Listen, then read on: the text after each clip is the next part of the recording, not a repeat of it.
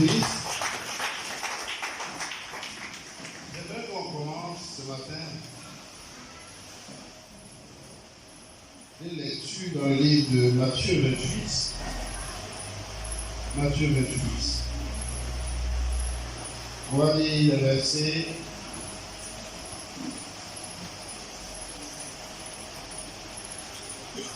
À partir du verset 18, 19 et 20. Donc je fais la lecture. Quelqu'un va lire. Matthieu 28, 18 à 20. Jésus s'étant approché, leur parla ainsi. Tout pouvoir m'a été donné dans le ciel et sur la terre. Allez, faites de toutes les nations les disciples, les baptisant au nom du Père, du Fils et du Saint-Esprit, et enseignez-leur à observer tout ce que je vous ai prescrit. Et voici, je suis avec vous tous les jours jusqu'à la fin du monde. Amen. Allez et faites de toutes les nations des disciples. Amen. C'est la grande commission, comme on appelle ce passage-là, la grande commission. Et ce matin, j'aimerais parler un peu par rapport à votre thème, le thème de l'année qui est là, n'est-ce pas? Ressemblance à Christ. Et j'aimerais parler de ce principe-là, le fait que c'est les disciples que Dieu recherche. C'est les disciples que Dieu recherche. Et tout ce qu'on fait dans l'église, ce que Dieu attend, que ce soit quelqu'un qui chante, que ce soit quelqu'un qui prêche, que ce soit quelqu'un qui exerce la compassion, le résultat final, ce que Dieu recherche, c'est que les disciples se multiplient, que les disciples soient forts. C'est vraiment l'évangile, le plus simplement possible. Mais aujourd'hui, on a un peu oublié la commission. La commission est inachevée. Souvent, on va partout, on évangélise à gauche, à droite. Et quand les gens viennent dans la maison du Seigneur, on n'en fait pas des disciples. On ne les forme pas pour qu'ils soient des disciples. Et donc, ils sont là, mais ils ne sont pas des disciples. Le problème, c'est que quand Jésus va revenir pour l'enlèvement, ce n'est pas des membres qui vont enlever.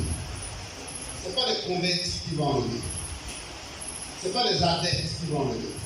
C'est les disciples qui vont venir chercher. Amen. Amen.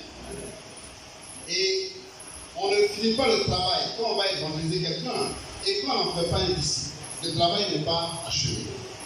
Ce que je voulais vous faire comprendre, sans peut-être aller dans les Écritures, c'est qu'il y a les inconvertis, n'est-ce pas? Il y a, quand on prêche, les inconvertis deviennent, quand ils acceptent, deviennent des convertis, n'est-ce pas? Des gens qui ont cru. Mais ceux qui croient, la grande catégorie de ceux qui croient, les démons sont aussi dedans. La Bible dit que les démons, ils croient. Et même quand on parle de Dieu, ils tremblent parce qu'ils le connaissent. Donc le fait d'être un croyant, ce n'est pas quelque chose qui est... C'est important certes, mais ce n'est qu'une étape sur le chemin pour devenir ce que Dieu veut qu'on devienne. Alléluia. Alléluia. Amen. Donc quelqu'un qui est croyant, en général, Dieu ne se fie pas à lui. Dans les évangiles, vous voyez, on dit les gens ont cru, on les envoie vers Jésus. Je pense dans Jean 2, Jean 8 aussi. Jésus dit, la Bible dit que Jésus ne se fiait point à eux. Le fait de croire en Jésus ne fait pas qu'il nous fait confiance automatiquement. C'est vraiment quelque chose à comprendre. Et donc, il y a les croyants. Après les croyants, quand quelqu'un a cru, il doit s'asseoir maintenant, faire le calcul, voir ce que ça coûte d'être un disciple et connaître les conditions du disciple-là et s'engager en tant que disciple. Amen. Amen. Et quand le disciple a grandi et qu'il ressemble maintenant à son maître, on peut l'appeler le nom chrétien. Ça vient de la moquerie des gens de l'époque, à l'église de Antioche, qui ressemblaient à Jésus. On leur faisait appeler chrétiens pour se moquer de petit Christ, parce que c'était les disciples qui étaient accomplis, qui ressemblaient à leur maître. Alléluia. Donc, le non-chrétien, à la limite, si on veut faire une catégorisation, c'est le sommet de la hiérarchie. Alléluia. Amen. Le disciple, c'est celui qui est en train de marcher vers l'accomplissement de la ressemblance parfaite à son Seigneur. Amen. Amen. Amen. Donc, très souvent, quand on dit quelqu'un s'appelle, tu t'appelles comment? Tu m'appelles Jean A, qui est chrétien. Comment tu t'appelles? Je m'appelle Madeleine A, qui est chrétien. Comment tu t'appelles? Je m'appelle Ibrahim A, qui n'est pas chrétien. Non. Un chrétien, c'est quelqu'un qui a cru, qui s'est donné au Seigneur, et ensuite qui s'est engagé à être un disciple du Seigneur. On n'est pas disciple par hasard. Pour être disciple, ça demande qu'on prenne à un moment donné la décision de l'être. Alléluia. Ce matin, je me souviens que quand j'étais venu ici, c'était en février 2017, j'avais ma bataille, 17 de février 2017. J'avais parlé un peu de ce que c'est le disciple-là, ce que c'est le disciple, que ça signifie et toutes ces choses. Mais je ne vais pas aller dans ce sens-là aujourd'hui, je vais ajouter un peu dessus. Je me demande, est-ce que tout le monde, une fois l'Assemblée a beaucoup changé, n'est-ce pas? Mais on va avancer, on fait rien. Je vais faire juste un rappel. Donc, le disciple-là, le fait de former, le processus qui fait que quelqu'un devient un disciple accompli, et qu'on peut l'appeler chrétien, c'est ce qu'on appelle le disciple-là. Ce n'est pas un cours qu'on fait en classe, mais c'est un ensemble d'expériences, de situations, d'enseignements auxquels Dieu expose une vie pour que le résultat final, cette vie-là, puisse ressembler à Jésus. Alléluia. Amen. Et donc, c'est vraiment ce que je voulais dire ce matin. Et donc, pour que c'est vraiment un point critique qu'il faut vraiment bien aborder. Amen. Aujourd'hui, ça me fait mal. Souvent, quand je regarde la télé, quand je vois les titres de certains programmes et tout ça, je souffre beaucoup. Toute la journée à Abidjan, quand tu vois les affiches des programmes chrétiens, on souffre. Ça nous fait mal parce qu'on voit que les gens ne sont pas en train d'aller dans le sens où Dieu veut qu'on aille. Amen. Amen. Amen. Aujourd'hui, d'abord même, il y a l'évangile qui est prêché. Beaucoup aujourd'hui parlent de Jésus sans savoir exactement ce pourquoi il est venu et ce qu'il veut, l'attente des vies qui va me suivre. Il y a des gens, par exemple, dans l'évangile, le frère apparaît de celui qui disait, c'est pour que les gens se marient. Amen. Vous avez déjà entendu ça? Vous avez entendu ça, non? Viens à Jésus. Tu vas te marier. Vous voyez ça? Ou bien il y a l'évangile de l'argent. Viens à Jésus. Tes problèmes vont finir. Tu vas devenir riche. Et c'est attirant. Il y a des gens qui viennent sur cette base dans la maison de Dieu. Et qui viennent qu'on enseigne, qu'on baptise. Mais ce qui les a envoyés au Seigneur, ce n'est pas l'évangile. Amen. De telles personnes, dès qu'elles ont l'argent, ou bien dès qu'elles ont le mari, ou bien la femme, à la limite, tu ne vas plus les voir à l'église. Parce que c'est comme si elles sont déjà arrivées au ciel. Le ciel de l'évangile que tu as pour prêcher, c'est le mariage, c'est l'argent, c'est le voyage, c'est la voiture, c'est tout ce que vous voulez. Et ça ne forme pas de bons chrétiens. C'est un problème qu'il y a dans l'église. Donc ce matin, je vais parler d'autre chose. On va lire ensemble Genèse chapitre 1, verset 26.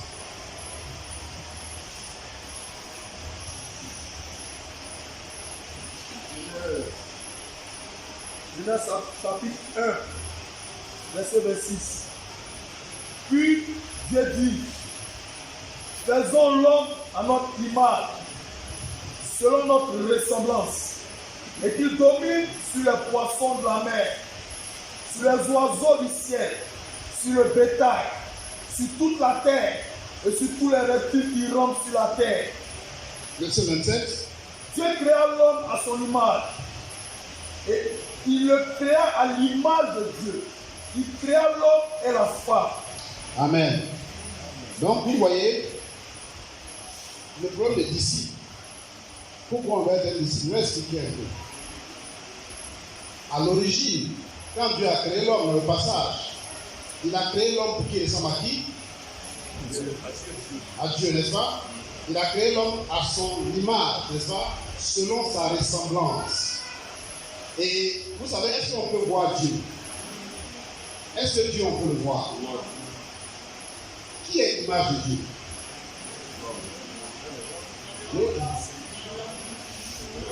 Si on, quelle personne on peut voir et qu'on peut dire on a vu Dieu? Qui a entendu quelque voilà? La sœur qui est là a dit c'est Jésus. Est-ce que l'homme qu'on voit aujourd'hui là, les hommes qui se promènent à Abidjan, est-ce que quand vous les envoyez, vous avez vu Dieu? Ceux qui peuvent prendre un couteau, vous percer, prendre juste votre argent. Est-ce que ces gens-là, quand tu les vois, tu as vu Dieu? Les gens qui peuvent insulter, maudire, est-ce que quand on les voit, on a vu Dieu? On n'a pas vu Dieu. Comprenez qu'à l'origine, l'homme que Dieu a créé, il n'est pas sorti vivant du jardin d'Éden. Yes. L'homme dont il est question ici, l'homme dont Dieu a dit créons l'homme à notre image, c'est Adam, qui ressemblait à Dieu. Il est mort dans le jardin d'Éden. Dieu lui a dit, le jour où tu vas manger l'arbre de la connaissance du bien et du mal, ce jour-là, tu vas mourir. On ne sait pas combien d'années Adam a fait dans le jardin d'Éden avant qu'il mange l'arbre de la connaissance du bien et du mal. Quand il a mangé, Dieu a dit le jour-là, tu vas mourir. Donc ce jour-là, il est mort. Ce qui a continué à vivre là, ce n'est plus l'homme que Dieu a créé à son image. Comprenez ça? Adam n'a pas transmis à sa descendance l'image de Dieu. Il est mort, cette image-là est morte dans le jardin d'Éden. Et donc, ce qui a continué à vivre, comme le vide qui a été créé, quelque chose d'autre s'est installé. Que Dieu n'avait pas prévu même dans ses plans. Et que Dieu n'aime pas. La Bible appelle cette nature qui s'est installée la chair, le vieil homme, ou bien la vie naturelle. Amen. La nature humaine. Je vais vous montrer un ou deux passages. On va prendre d'abord Genèse chapitre 5. On reste en Genèse.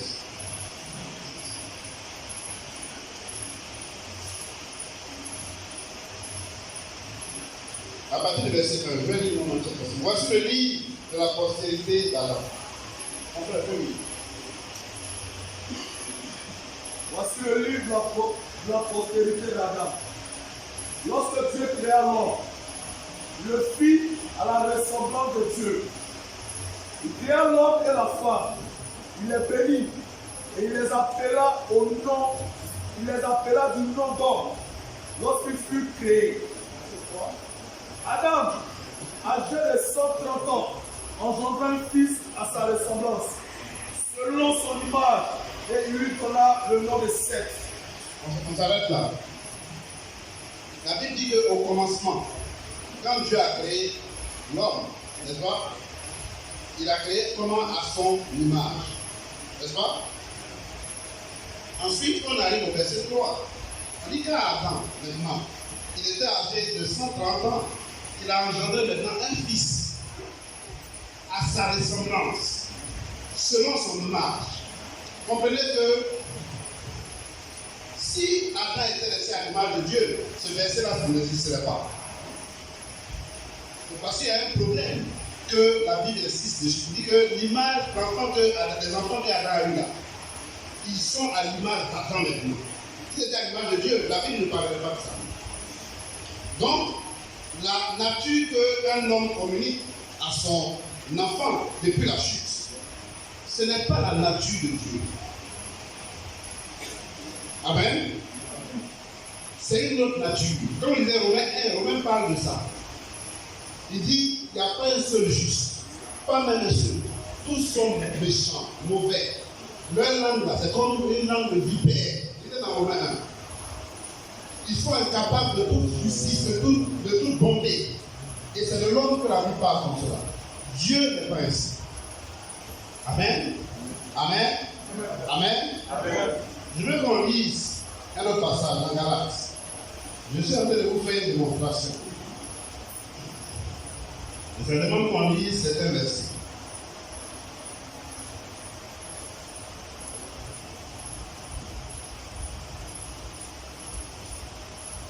On va aller à partir du verset Galates 6. Galates 6, pour lire les versets 14, 15 et 16. Pour ce qui me concerne, loin de moi la pensée de me glorifier d'autre chose que la croix de notre Seigneur Jésus-Christ, par qui le monde est crucifié pour moi, comme je le suis pour le monde, car ce n'est rien que d'être circoncis ou incirconcis. Ce qui est quelque chose, c'est d'être une nouvelle créature. On peut s'arrêter là. Donc Paul dit que ce n'est rien d'être circoncis ou incirconcis. Ce qui est important, c'est d'être une nouvelle créature. Amen. Quand la Bible parle de la nouvelle naissance, pourquoi quelqu'un qui est déjà vieux doit demander d'être nouveau? Pourquoi? Dites-moi, je vais vous participer au jeu. Tu es vieux, tu as peut-être 40 ans, et on te dit qu'il faut naître de nouveau, comme Nicodème. Nicodème là, donc dans le Jean 3, c'était un juif, un docteur de la loi. Il enseignait à l'église, dans les synagogues. Il connaissait la parole de Dieu. Quand il a parlé de Dieu, il lui dit non, il faut que tu naisses de nouveau. Quand on dit à quelqu'un de naître de nouveau, ça veut dire quoi? Quelqu'un peut répondre? Oui? C'est quelqu'un d'activité qu'il a là. Ça parle à la vie de Dieu. Voilà, ça veut dire qu'il y a un problème. Qu'est-ce que tu es là? Tu n'es pas bien pour être utilisé. Il faut que tout ce que tu es là disparaisse pour que ce soit remplacé par un nouveau. Et c'est ce que Paul dit ici. Les gens faisaient des débats. Les juifs étaient circoncis, les païens étaient souvent incirconcis. Donc les gens disent il faut être circoncis pour être enfant de Dieu. Non. Paul dit tout ça à sérieux. Ce qui est vrai là, c'est pas le fait d'être bêté ou guéri, d'être juif ou arabe, c'est pas ça. L'important, c'est d'être une nouvelle créature. Amen. Amen. Et on va terminer sur ce point-là en prenant Jean, chapitre 1.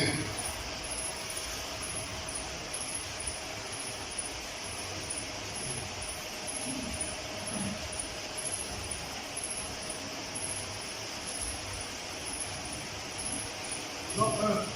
Verset 18. Jean 1, le verset 18. Personne n'a jamais vu Dieu. Le Fils unique qui est dans le sein du Père est celui qui l'a fait connaître. Qui a ça dans une version? Français courant. Il peut lire pour moi. Qui a ça dans une version? Qui a ça? Ok. On va expliquer apparemment si vous avez compris, c'est bon. La Bible dit que personne n'a jamais vu Dieu. C'est-à-dire qu'aucun homme n'a vu Dieu. Aucun. Personne. Le Fils unique, c'est-à-dire Jésus, qui est dans le sein du Père, c'est lui qui nous l'a fait connaître, c'est lui qui nous a montré qui est Dieu. Au fait, si Adam avait transmis l'image de Dieu à ses descendants, ces passages-là n'existeraient pas dans la Bible. Parce que quand je vois ma soeur, j'ai vu Dieu. Je vois mon frère, j'ai vu Dieu. Mais ce qui est sorti du jardin d'Éden, l'homme qui a été chassé du jardin d'Éden, c'était plus l'image de Dieu. Ses enfants aussi qui naissent de lui ne sont plus l'image de Dieu. Et donc, Adam ne nous a pas permis de voir qui est Dieu, puisqu'il n'a pas donné la possibilité à la vie de Dieu, laquelle Dieu lui a donné, de continuer à s'épanouir, à remplir la terre. Et donc, la vie qui a rempli la terre aujourd'hui, qui est dans tout le monde entier, les 6 ou 7 milliards, si on enlève ceux qui sont nés de nouveau, ce n'est pas la vie que Dieu voulait voir peupler la terre.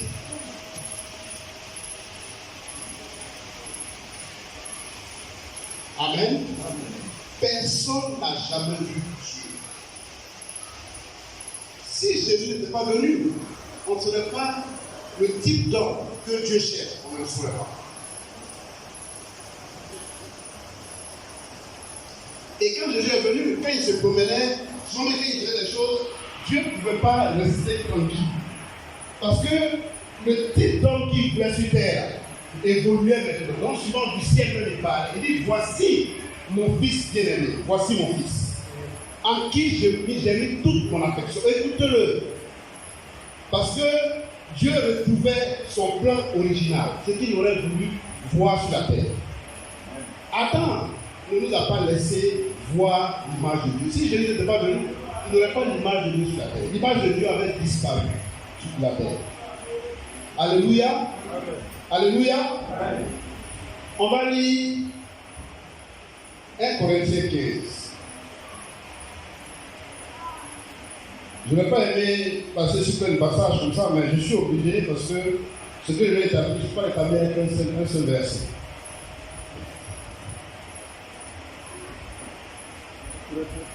À partir du verset 45. Verset 45. C'est pourquoi il est écrit, le premier homme, Adam, devait une âme vivante. Le dernier Adam est devenu un esprit vivifiant. Mais ce qui est spirituel n'est pas le premier, c'est ce qui est animal. Ce qui est spirituel vient ensuite. Le premier homme tiré de la terre est terrestre. Le second homme est du ciel. Tel est le terrestre, tels sont aussi les terrestres. Et tel est le céleste, tels sont aussi les célestes. Et de même que nous avons porté l'image terrestre, nous porterons aussi l'image du céleste. Amen. Ici, la Bible explique un principe. C'est le même principe que vous lisez dans Jean 3. Où Jésus dit ce qui est né de la chair est chair. C'est-à-dire que ce qui est né, qui est descendu d'Adam, ne peut pas être différent de Adam. De la même façon qu'un chat ne peut pas donner naissance à un chiot. Ce n'est pas possible. Un tigre ne peut pas donner naissance à un léopard. Ce n'est pas possible. Amen. De cette même manière, celui qui est descendu d'Adam ne peut que porter l'image d'Adam. Amen. À moins que ce que Dieu a établi, ce que Paul a parlé de la croix. Quand quelqu'un se convertit, Dieu le fait sortir de l'image et de la ressemblance d'Adam, du premier Adam. Et il l'emmène dans la filiation et la ressemblance du second Adam. C'est quand un homme est converti que maintenant l'image de Dieu est en lui. Mais cette image-là, quand elle arrive, on peut dire qu'elle est petite. C'est comme un embryon. Et l'image doit croître. Ça doit occuper tous les espaces de sa vie. Tous les compartiments de sa vie. De sorte qu'à un moment donné, quand on le voit, on ne le voit pas. On voit maintenant Jésus au travers de la personne. Amen. Amen. Et ce processus-là, quand on se convertit, que l'image est en nous, mais petite, c'est déjà là, entière, qui permet à cette vie qu'on a reçue là de grandir et de prendre tout l'espace. Ce que Dieu a prévu pour que cette vie-là grandisse, le processus, c'est le disciple. C'est pourquoi la Bible dit, allez et faites de toutes les nations des disciples. Parce que Dieu veut, par l'évangile, là, repeupler la terre de gens qui lui ressemblent. Est-ce que vous comprenez? Ou bien c'est pas trop compliqué ce que ça veut dire? Vous comprenez? J'ai comme l'impression que je vous trouve. Ça va? Ça va. Alléluia. Et donc aujourd'hui, si on évangélise quelqu'un et il donne sa vie à Jésus, il reçoit en lui là. En fait, un homme là, est-ce que le corps d'un homme c'est l'homme? Je vous pose la question. Mon corps que vous voyez, est-ce que c'est moi? C'est pas moi. Parce qu'à un moment donné, je vais laisser ce corps là, je vais vivre dans une autre dimension. au ciel, n'est-ce pas? Le corps qu'on a, c'est juste un équipement, un appareil qui nous permet de vivre dans le monde invisible.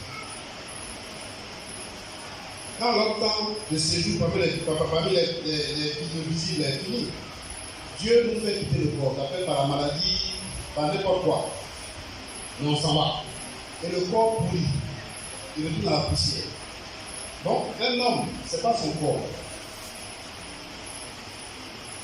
Le problème qui est là, par exemple, Paul ici, quand il veut parler de bénis-moi, c'est parce que dans le corps, il y a quelqu'un qui est dedans, qui est nu.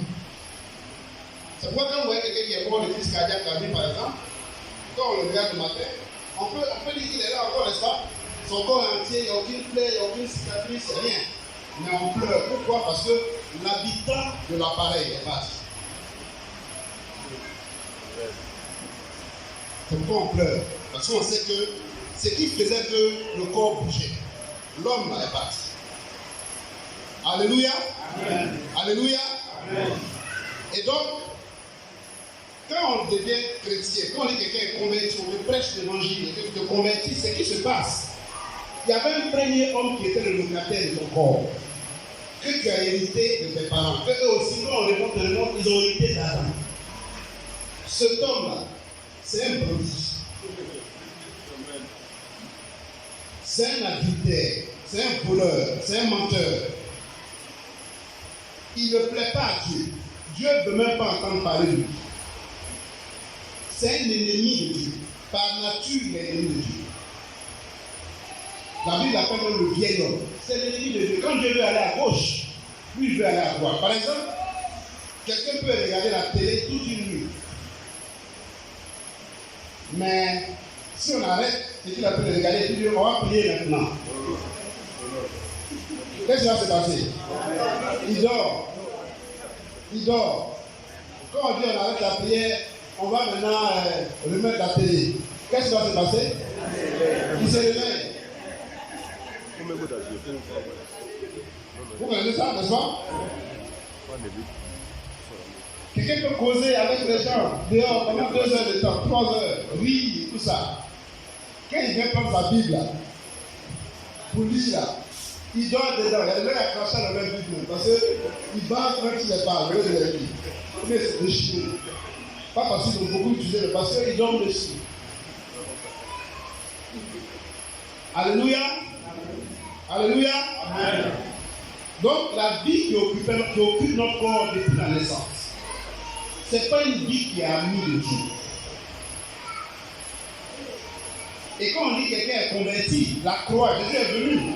Le problème qu'il est venu résoudre, c'est le problème de ce locataire que Jésus est venu enlever.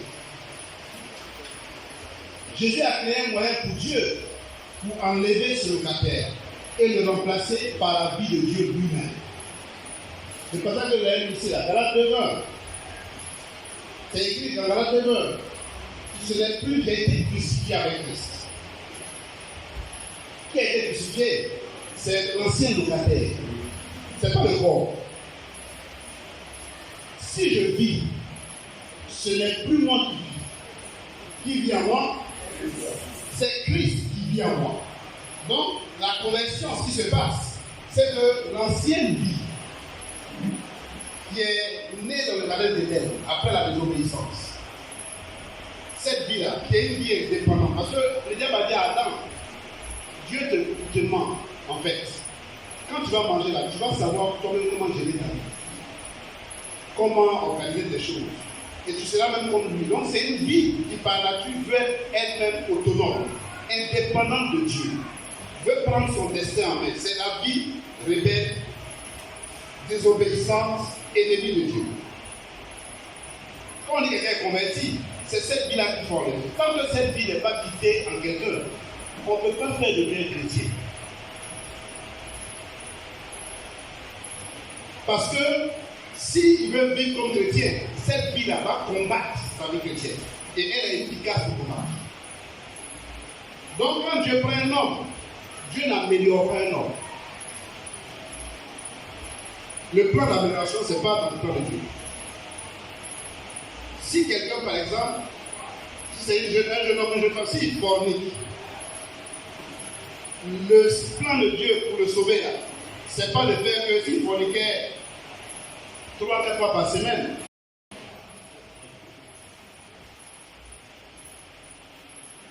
Amen. Amen. Mais c'est le fait que celui qui est en lui, qui fait qu'il fornique, le met à mort. Pour qu'un bon matin, quand il se réveille, il n'a plus envie de forniquer du tout. Et que maintenant, il veut vivre une vie correcte, se marier, avoir des enfants. Et être fidèle à sa femme. C'est une femme à son mari. Alléluia. Alléluia. Amen. Et donc, ce que j'ai expliqué depuis ce matin, depuis tout de suite, c'est vous faire comprendre qu'au jardin d'Éden, l'homme est sorti totalement détruit du jardin d'Éden.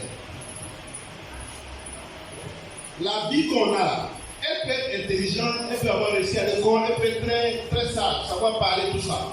Mais par nature, c'est une vie qui ne peut pas aller au ciel. C'est impossible qu'elle aille au ciel. C'est impossible.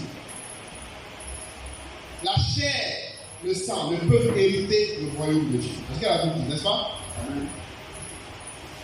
Et c'est une vie qui va faire que ce que Dieu a prévu pour toi, ça ne va jamais arriver. Ça ne va jamais se réaliser. Vous voyez, le problème aujourd'hui, c'est que où Dieu met l'accent, l'Église ne met pas l'accent là forcément. Quand on parle quand les chrétiens aujourd'hui, ils connaissent beaucoup de choses sur les démons, ils connaissent les mots des démons, et où ils sont nés, tout ça. Je ne sais pas comment c'est possible. Qu'est-ce qu'ils font, et toutes ces choses. C'est vrai, les démons ont une activité. Mais leur associé, celui qui est le portier pour eux dans nos vies, c'est cet homme dont je parle, l'ancien locataire de la vie. Si on chasse ces démons et qu'on ne l'a pas traité par la croix, il va dire allez-y, ne vous inquiétez pas, je suis toujours là, ils ne vont pas vu. Je vais gérer, vous allez revenir. Amen. Amen. Amen. Amen. Et donc, voilà le problème. Quand quelqu'un se convertit, si tu t'es converti à 30 ans, l'ancien locataire t'a géré pendant 30 ans. Tu penses comme lui, tu parles comme lui, tu t'habilles comme il voulait. J'ai entendu le frère parler des sœurs ou des choses qui ont des pantalons, on voit le caleçon, ou bien machin, tout ça. Ça, c'est les habillements de l'ancien locataire. Il a sa manière de parler, il a ce qu'il aime, il a la manière de s'habiller. C'est les choses qu'il aime faire. Et si tu t'es converti à 30 ans, à la limite, tu es plus expérimenté dans la vie de cet ancien locataire-là que dans la vie chrétienne. Et si Dieu veut nous aider, ce qu'il a prévu, c'est qu'on puisse aider les gens à devenir des disciples et à croire en tant que disciples. Quand on croit en tant que disciples, on est en train de prendre les habitudes, la vie, les affections de la nouvelle personne qui est en nous, c'est Christ. Alléluia. Amen. Alléluia. Amen. Que Dieu nous bénisse. J'essaie d'aller un peu. On va prendre maintenant Romains 8.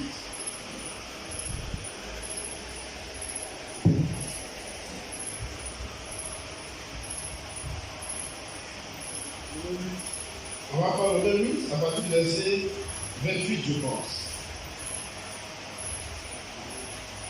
Romains 8, verset 28.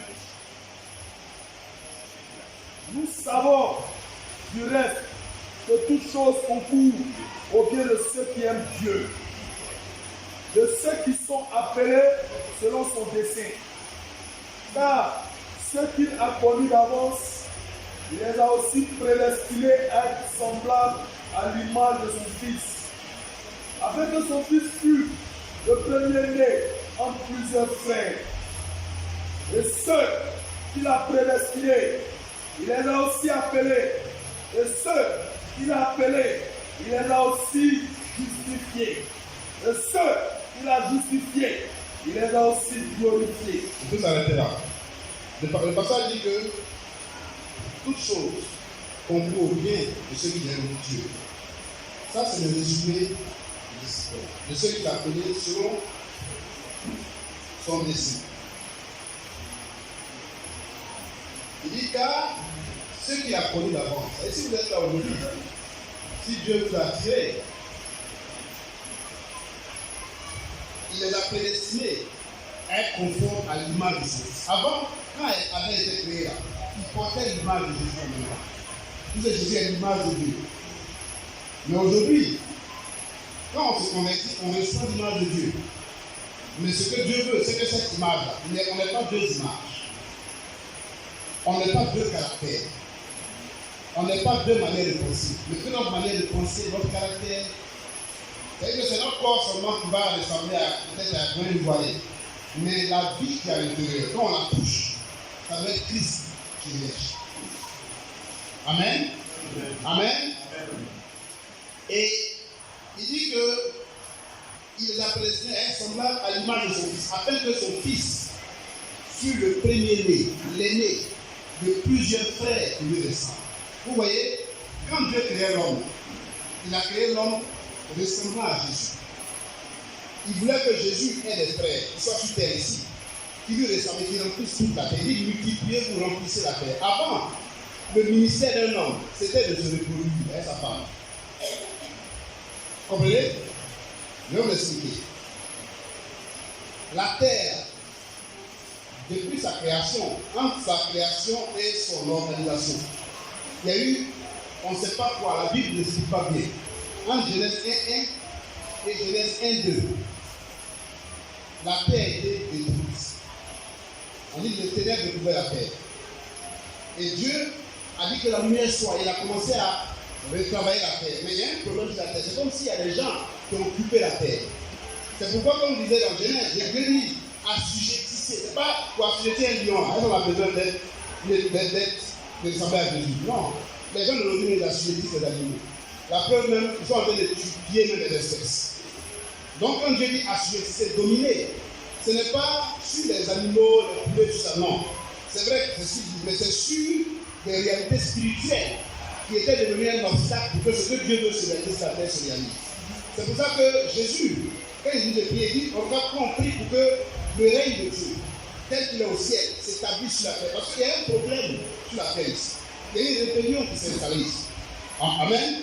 Apparemment, quand Satan a chuté, on ne sait pas pourquoi. C'est la terre qu'il a choisi comme site principal. Et donc, quand Dieu créait l'homme, il a créé à son image. Pour que, parce que vous voyez les ténèbres là. Si par exemple il fait nuit à l'Ébouron, il fait nuit, il va avoir les ténèbres ici, n'est-ce pas? Si on n'a pas de lumière. Mais dès qu'on a vu la lumière, il n'y a plus de ténèbres. Pour chasser les ténèbres là, c'est la lumière. Les ténèbres, ce qui les fait fuir, ce n'est pas les cris. Ce n'est pas le bruit. Satan, pour qu'il fuit, ce n'est pas parce que tu cries que Satan a peur de toi. Il sait crier plus que toi. Vous comprenez ça? Ce n'est pas parce que tu fais du bruit qu'il a peur de toi. Non. Ils sont plus bien. Si Dieu ouvre tes yeux pour que tu ouvres, tu entends le bruit qu'ils font où ils sont là-bas. Tu n'as même plus de passer une bonne bruit. Ce que les ténèbres créent, c'est la lumière. C'est la lumière. Et la lumière, c'est la vie de Dieu. Quand Jésus entrait dans les synagogues où il y a un démon qui a habité dans quelqu'un, peut-être 40 ans, chaque vendredi, il vient à la synagogue. Chaque jour de sabbat, il est là avec son démon. Tranquille. Les gens crient tout ça, tout, mais il est là. Le jour où Jésus est arrivé, ce démon-là, il dit, mais qu'est-ce que tu es venu chercher ici? J'étais tranquille dans le monde ici. Tu es venu nous perdre. Jésus n'a même pas dit quelque chose. Le seul fait que la vie de Jésus soit entrée là, c'est comme si tu as allumé la lumière et encore les ténèbres. Amen.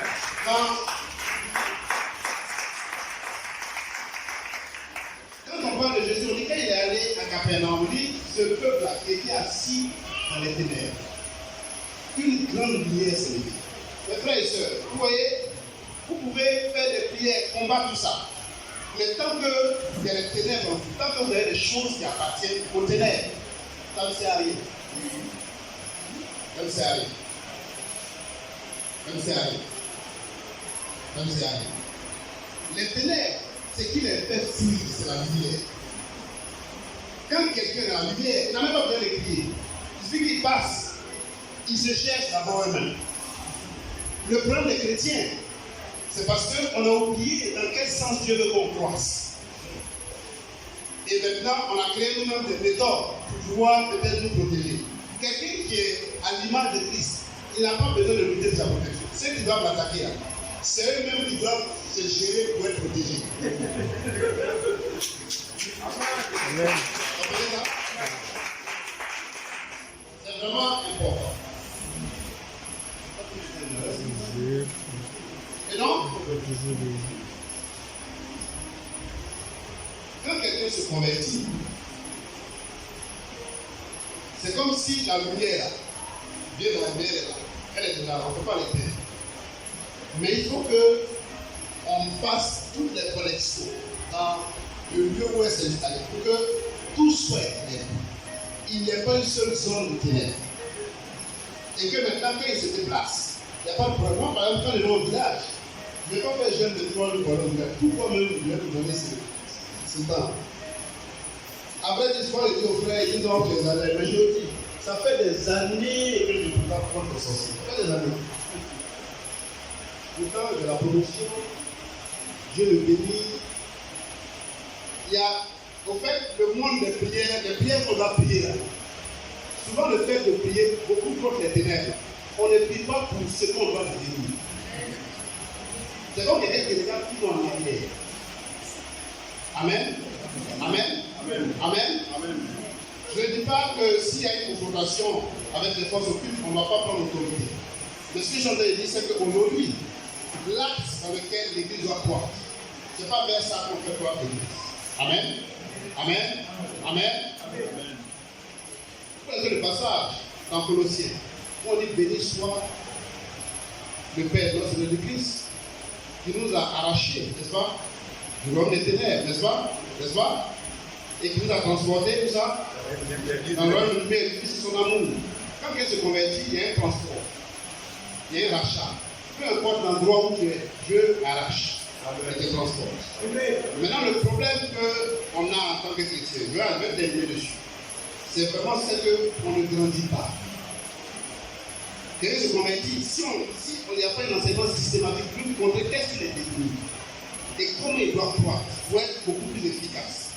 Il va vivre sa vie dans la misère, quoique prince. Vous pouvez apparaître tout de suite les esclaves qui sont sur les chevaux et les héritiers, les princes marchent à pied. C'est vraiment ça. Les princes ne sont pas enseignés pour prendre la place des esclaves. Et ils vivent toujours comme des esclaves. Maintenant, on va prendre Galates 4. On va prendre Galates 4. Prenons Galates 4.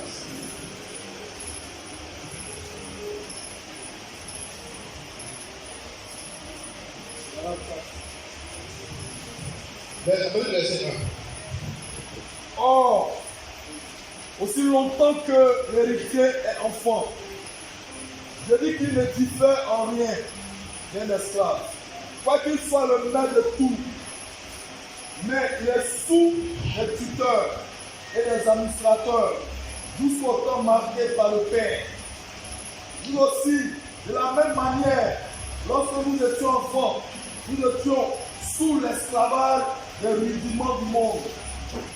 Mais lorsque les temps ont été accomplis, Dieu a envoyé son Fils né d'une femme née sous la loi, afin qu'il rachètât ceux qui étaient sous la loi, afin que nous reçussions l'adoption.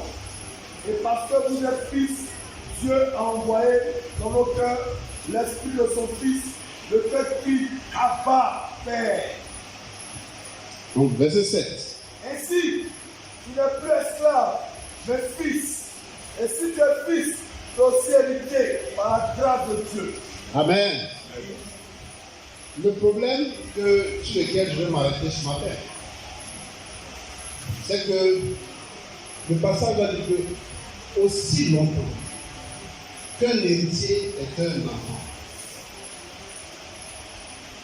Il n'est en rien différent d'un esclave, quoique il soit le propriétaire de tout, le maître de tout.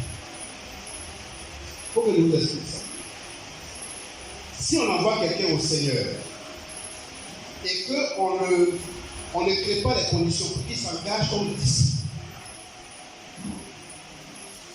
c'est comme quelqu'un qu'on a fait naître, mais qu'on destine à être un enfant perpétuellement. Et la Bible dit que aussi longtemps que l'héritier enfant, il ne diffère en rien d'un esclave.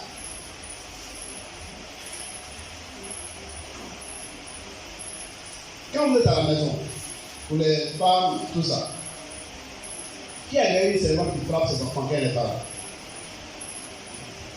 Qui a déjà eu ça? Quelqu'un qui travaille avec elle à la maison, quand tu pars, elle frappe l'enfant. Qui a déjà eu ça? Vous savez que ça existe, non? Ça existe. Pourquoi elle peut frapper ton enfant? Surtout les bébés, ceux qui ne peuvent pas parler. Là. Pourquoi? Pourquoi?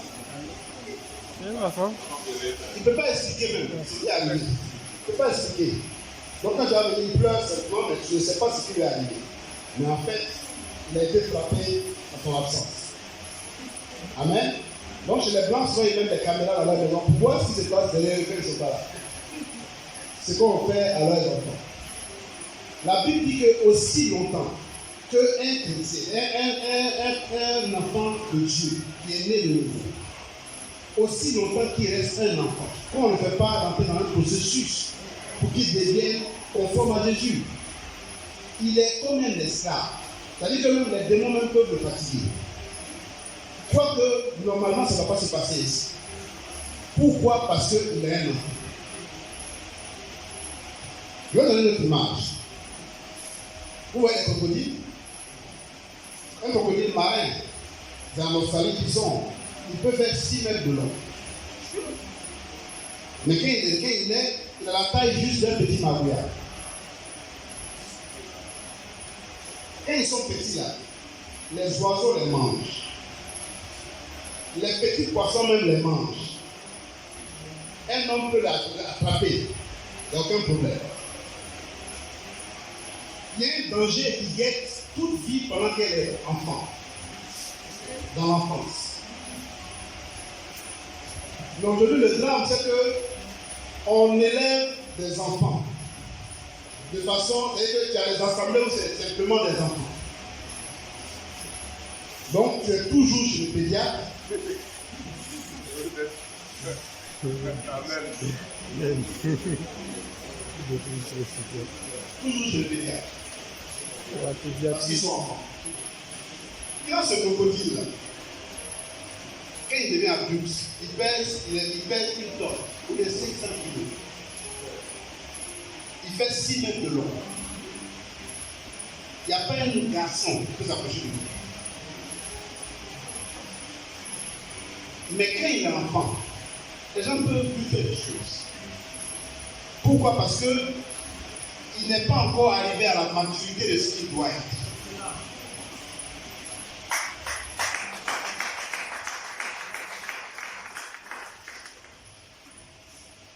Prenons par exemple, quand l'aiglon, on prend son œuf là, quand il est en train de trouver, on met l'œuf parmi les poussins. Cet aiglon là, quand il va éclore aussi, il va au bout de combien de temps, il va penser qu'il a un poulet. Il va essayer de marcher dans la boue comme les poulets là, picorer, ses ailes grandissent, mais il peut même devenir vieux là, avec des ailes totalement formées. Mais parce que sa mère ne peut pas lui donner ce qu'il faut pour qu'il s'élève dans les cieux. Normalement, son nid n'est pas à terre, c'est dans la hauteur, dans les cimes. Et c'est de là qu'il se lance pour avoir la boule. Mais il est à terre, comment il peut s'envoler? Alléluia. Amen. J'ai regardé un documentaire une fois que j'ai trouvé intéressant. C'est un monsieur, il prend des aigles adultes dans les eaux. Vous voyez dans les eaux là, quand on met un aigle, on le met dans une petite cage. Donc il est formé, mais il ne s'est pas volé. il ne s'est pas volé.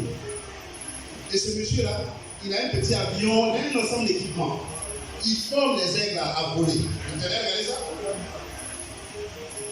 Il prend par la chute, il saute avec eux. Et puis, il bat un peu les ailes, tout ça. Et il devient donc dans son équipe d'aigles qu'il forme là. Il y a d'autres qui l'a formé. Et il forme d'autres, et ils sont là aussi la campagne. Quand ils volent, ils volent. Et il disait que ces aigles là, dans leur gène là, la capacité de voler très haut là, ils ont ça. Ce qu'il leur faut, c'est qu'on les forme simplement. Et le fait qu'on les ait enfermés dans des cages pendant un certain nombre d'années, ils n'ont pas appris à voler. Personne ne les a formés pour eux. Donc aujourd'hui, on doit les former. Et quand ils arrivent quand ils les forment, qu'ils sont matures, à la limite, ils deviennent plus forts que lui en vol que tous ces appareils qu'ils utilisent. Pourquoi? Parce qu'ils ont ça. Quand un chrétien est né de nouveau, la domination de Dieu, Dieu lui a donné. La puissance de Dieu, c'est pour lui. Les démons, l'obéissance des esprits impurs, Dieu lui a donné ça. La victoire sur les sorciers, Dieu lui a donné ça. À la limite, quand il va au village, c'est pas lui qui va s'inquiéter. Les gens doivent faire, ils ont appris qu'ils viennent. Ils doivent peut-être voyager pour aller au campement, le temps qu'il est là. Parce que quand il vient s'habiller quelqu'un dans sa case tous ses fétiches. J'ai un frère qui est au Nigeria. Il est dans son bâtiment où il habite. Ils sont 2 pasteurs dans le bâtiment. Il y a un, lui fait beaucoup de programmes prophétiques. Donc chaque jour il a veillé chez eux, beaucoup de bruit. Ça a vraiment dans tout le quartier. Bon, lui il ne fait pas de bruit. Il prie même en soi. Quand il prie sur lui, personne n'entend. Le propriétaire de la maison, c'est après qu'il s'est rendu compte que c'est un féticheur. Il fait même des consultations dans les féticheurs. Un beau matin, le monsieur vient le voir et dit bon, il ne veut plus que lui reste ici. Il ne veut plus que lui, il faut qu'il déménage ici. Donc le père dit, mais qu'est-ce que j'ai fait? Il dit non, tu ne m'as rien fait, mais je ne veux pas que tu restes ici. Pasteur, tu ne vas pas rester ici. Mais il dit, mon collègue pasteur à Guéla, il dit non, lui il peut rester, mais toi, tu ne vas pas rester.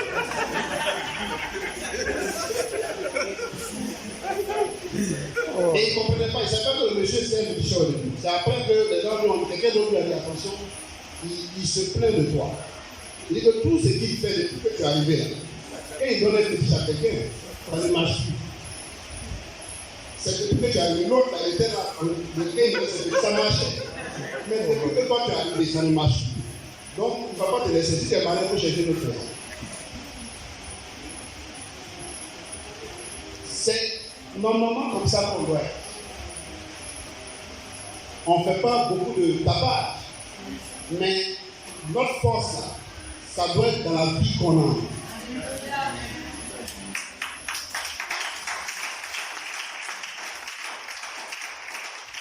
Et cette vie-là, pour qu'elle croisse, qu'elle atteigne son plein potentiel, c'est par le processus du disciple-là.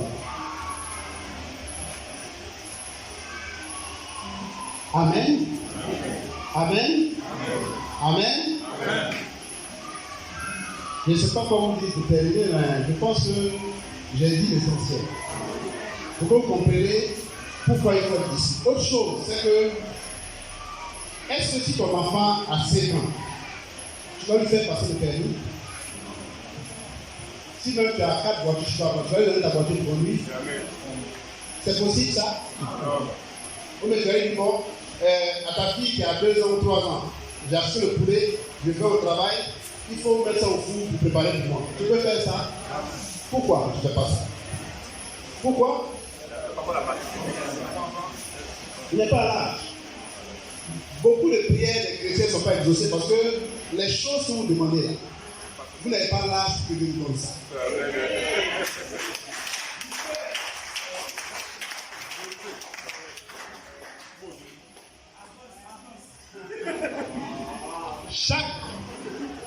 On dit, pour être béni, on est déjà béni.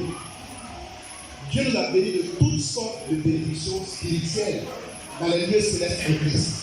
On ne doit même pas prier pour dire Seigneur, bénis-moi. On est déjà béni. Mais ce qui fait qu'on ne voit pas ça, c'est parce que, quoi qu'on est enfant de Dieu, on est toujours béni. et les choses vous appartiennent, Dieu ne peut pas nous donner ça. Le passage dit que tant que l'héritier est enfant, il ne diffère rien d'un esclave, quoique tout lui appartient. Mais pour régler ce problème-là, Dieu le met sous les tuteurs. Voilà vos tuteurs ici.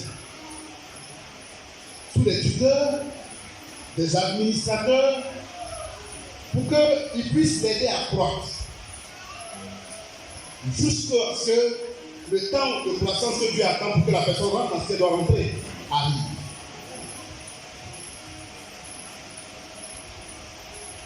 Ma soeur, mon frère, il faut que je te dise, il y a des choses que tu demandes maintenant. Dieu ne va pas te donner. Parce que s'il te donne, c'est comme si on donne une voiture de sport à un enfant de 10 ans pour dire qu'il faut conduire. Ça va démolir ta vie. Et Dieu est sage. Donc tu prieras, mais tu n'auras pas de réponse. Pourquoi? Parce que ce n'est pas la prière à faire. La prière à faire, c'est dire au Seigneur, il faut que je croisse. Il faut que je te ressemble chaque jour un peu plus. Il faut qu'on voit chaque jour un peu plus de Jésus en moi. Ça va être la prière. Alléluia. Amen. Alléluia. Amen. Est-ce que je parle à quelqu'un? C'est vraiment ça. Le frère a cité un passage pendant qu'on priait. Il dit, Jérémie 29, 11. Car je connais, n'est-ce pas, les projets que j'ai formés sur vous. Il y a des projets que Dieu a pour toi.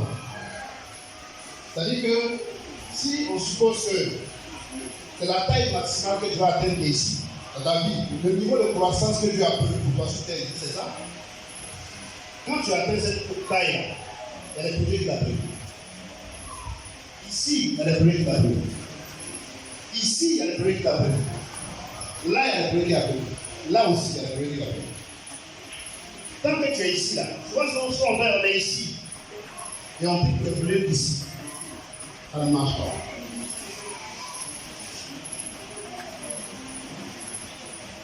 Et quand Dieu ne nous exauce pas, on dit Dieu n'exauce pas les prières. Parce qu'on demande mal. Quand tu es ici, tu penses à ça, il faut dire au Seigneur comment tu peux me faire croire pour que j'arrive ici. Ce que tu peux faire à ma vie pour que je puisse croître d'ici à là, il faut le faire. Je donne la permission. Quand ça va le faire mal, il faut le faire. Et quand tu arrives là, tu seras en mesure d'opérer dans les choses que Dieu a prévues pour toi. Il y a des choses que Dieu a prévues pour toi, mais quand le temps arrive pour entrer, tu es trop jeune pour entrer dedans. Et les portiers là, ils ne vont pas te laisser rentrer. Ce que Dieu a mis pour garder là, ils ne vont pas laisser rentrer. Toute l'élection de Dieu est protégée, est gardée. Pour que n'importe qui n'accepte pas ça. Quelqu'un qui n'a pas atteint l'âge de ça, tu ne dois pas arriver à ça. Quand il dit âge, ce n'est pas âge physique, hein? C'est croissance spirituelle. Amen. À la ressemblance de Christ. Amen. Amen. Amen. Amen. Amen. C'est vraiment ce que je voulais vous partager aujourd'hui.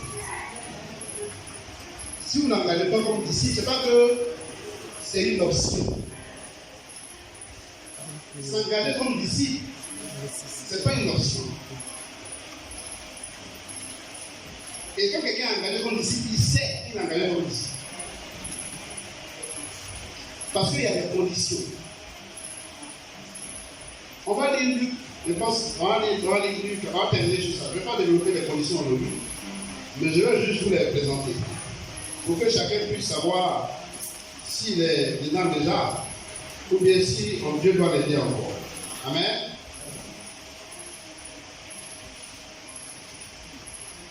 On va lire Luc 9, 23 à 26, 14, 27 à 37. On peut répondre ça.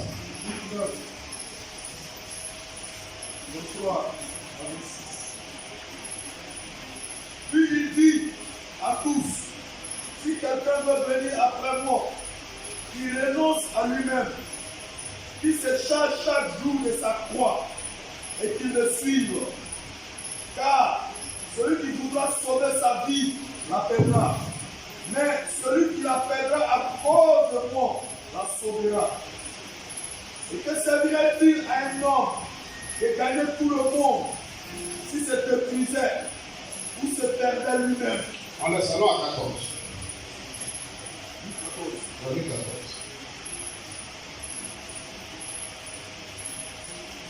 Louis 14, il faut dire le verset. Selon à 35, on va lire. C'était le verset 85, Louis 14. Les grandes foules faisaient route avec Jésus. Il se retourna et leur dit, si quelqu'un vient à moi, et s'il n'est pas son père, sa mère, sa femme, ses enfants, ses frères et ses sœurs, et même sa propre vie, il ne peut être mon disciple. Et quiconque ne porte pas sa croix et ne me suit pas, ne peut être mon disciple.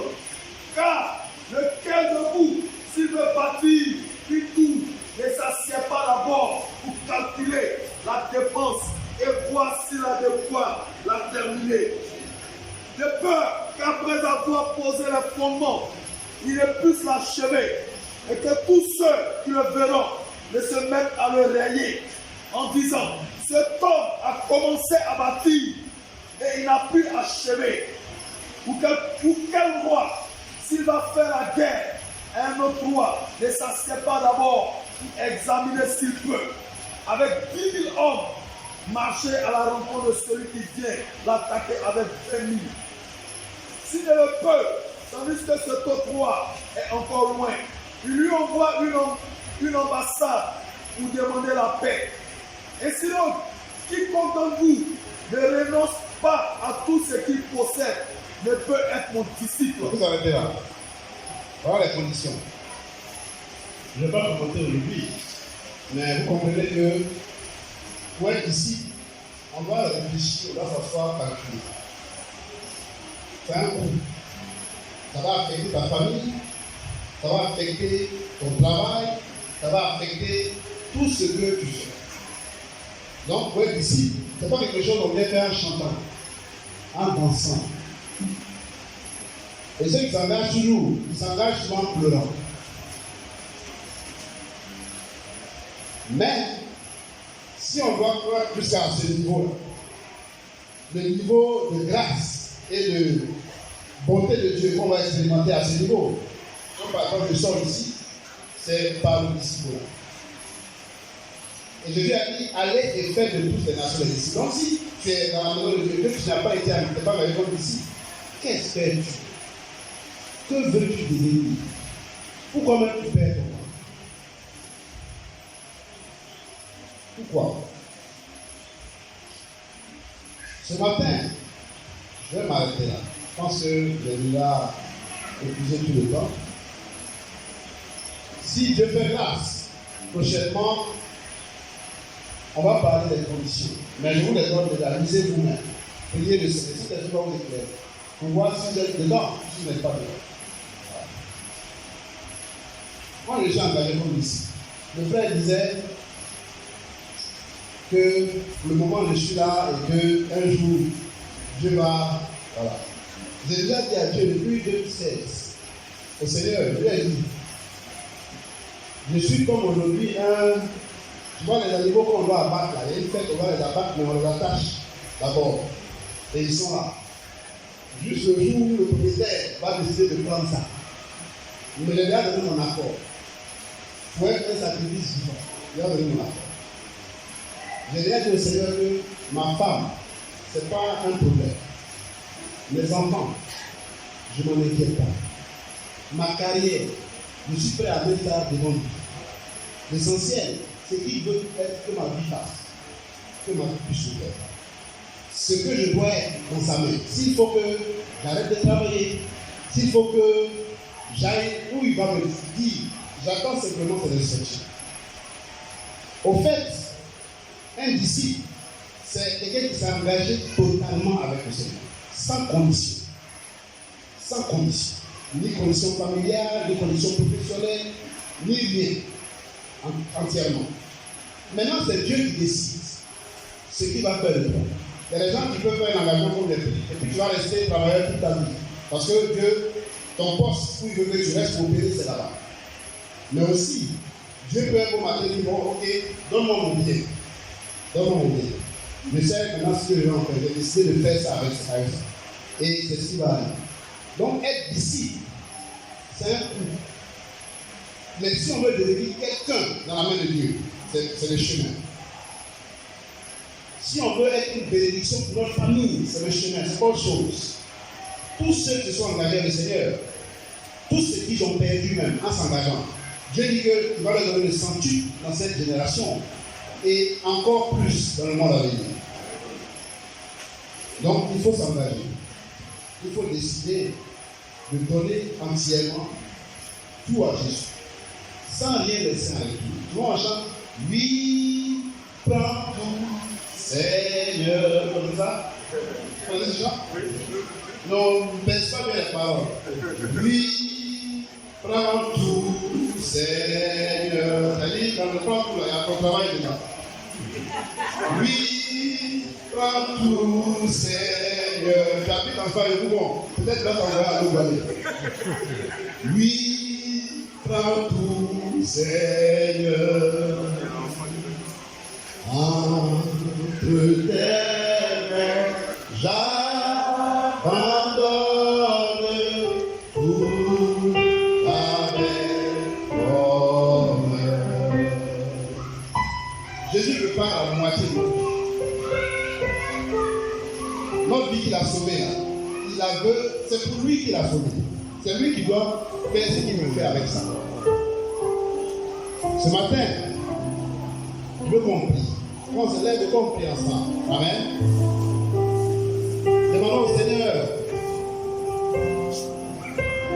de nous aider.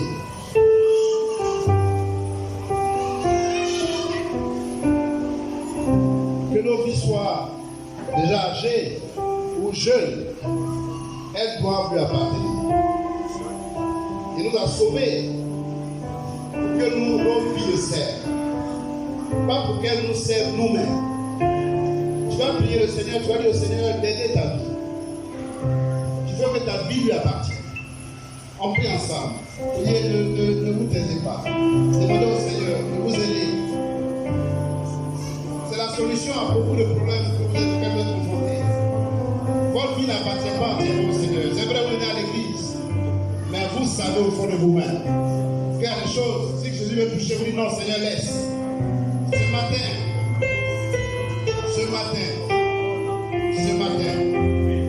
donnez-lui tout. Ce matin, mettez-lui tout devant lui, même ce qui vous fait peur, mettez-lui ça.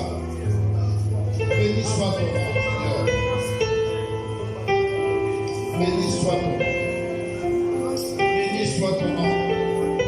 Béni soit ton nom. C'est le chemin de la gloire.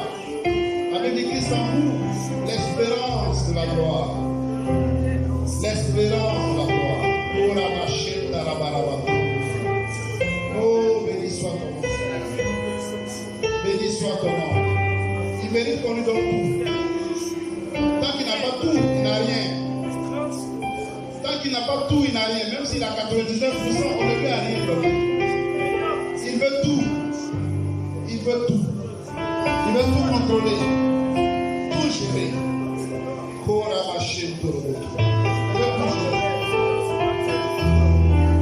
Merci Seigneur.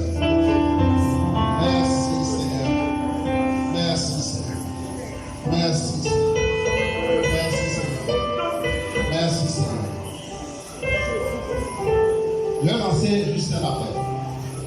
Pour les gens qui sont ici et ils ne sentent pas vraiment qu'ils sont encore dans les mains du Seigneur.